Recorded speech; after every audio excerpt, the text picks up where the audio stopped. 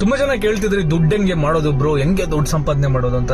ನಿಮ್ ಏಜ್ ಅಲ್ಲಿ ನೀವು ದುಡ್ಡು ಸಂಪಾದನೆ ಮಾಡ್ಬೇಕು ಅಂತ ಹೋದ್ರೆ ನೀವು ಆಡ್ಬೇಕಾಗಿರೋದು ಒಂದು ರಮ್ಮಿ ಸರ್ಕಲ್ ಮತ್ತೆ ಪ್ಲೇ ಸಮಥಿಂಗ್ ರಮ್ಮಿ ಆಳು ಮೂಡು ಇದೆಲ್ಲ ಇದೆಯಲ್ಲ, ಅದನ್ನೆಲ್ಲ ಆಡ್ಬೇಕು. ಅದನ್ನ ಆಡಿದ್ರೆ ಬೇಗ ದುಡ್ಡು ಸಂಪಾದನೆ ಮಾಡಬಹುದು. ಈ ತರ ಯಾರಾದ್ರೂ ನಿಮ್ಗೆ ಹೇಳಿದ್ರೆ ಖಂಡಿತ ಹೋಗ್ಬಿಡಿ. ಶಾರ್ಟ್ ಕಟ್ ಅನ್ನೋದನ್ನ ಹುಡ್ಕೋಕ್ ಹೋಗ್ಬಿಡಿ.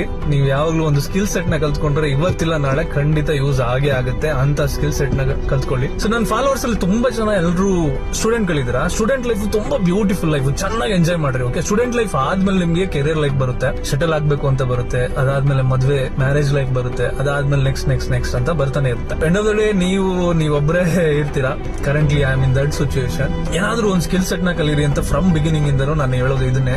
ಯಾಕೆ ಅಂತಂದ್ರೆ ದುಡ್ಡು ತುಂಬಾ ಮ್ಯಾಟರ್ ಆಗುತ್ತೆ. ಎಷ್ಟು ಮ್ಯಾಟರ್ ಆಗುತ್ತೆ ಅಂದ್ರೆ ಬೆಂಗಳೂರಲ್ಲಿ ಒಂದೊಂದು ಇಂಚು ನೀವು ಹೊರಗಡೆ ಕಾಲ್ ತೆಗೆದ್ರೆ ದುಡ್ಡು ಬೇಕೇ ಬೇಕು. ನಾನು ಯೂಶಲಿ ನನ್ನ ಪರ್ಸನಲ್ ಲೈಫ್ ಬಗ್ಗೆ ನಾನು ಯಾರ ಹತ್ರ ಹೇಳ್ಕೊಳ್ಳಲ್ಲ, ಬಟ್ ಆದ್ರೂ ನಾನು ಕೆಲವು ವಿಷಯಗಳನ್ನ ಹೇಳ್ಕೋಬೇಕು ಅಂತ ಅನ್ಕೊಂತಾ ಇದ್ದೀನಿ. ನನ್ನ ಲೈಫ್ ಅಲ್ಲಿ most of the places, most of the people rejection ಅಂತ ಆಗಿರೋದಕ್ಕೆ ಕಾರಣನೇ ದುಡ್ಡು. ಓಕೆ, ನಾನೇನು ದೊಡ್ಡ ಬ್ಯಾಕ್ ಗ್ರೌಂಡ್ ಇಂದ ಏನ್ ಬಂದಿಲ್ಲ. ನಮ್ಮಪ್ಪನ ರೈತನೇ. A to Z ಇವತ್ತು ಏನ್ ನಾನು ಸಂಪಾದನೆ ಮಾಡಿದೀನಿ, ಇಲ್ಲಿವರೆಗೂ ಬಂದಿದ್ದೀನಿ, ಎಲ್ಲ ನನ್ನ ಸ್ವಂತ ಹಾರ್ಡ್ ವರ್ಕ್ ಇಂದ ಬಂದಿರೋದು. ನಾನು ನಿಮ್ಗೆ ಅಡ್ವೈಸ್ ಮಾಡೋದೊಂದೇ, ಒಂದು ಸ್ಕಿಲ್ ಸೆಟ್ ನ ಇಟ್ಕೊಳ್ರಿ. ಅದನ್ನ ನಿಮ್ಮ ಲೈಫ್ ಅಲ್ಲಿ ಚಾಲೆಂಜ್ ಆಗಿ ತಗೊಂಡು ಲೈಫ್ ನ ಎಂಜಾಯ್ ಮಾಡ್ರಿ. ಜೊತೆಗೆ ದುಡ್ಡು ಮಾಡ್ರಿ.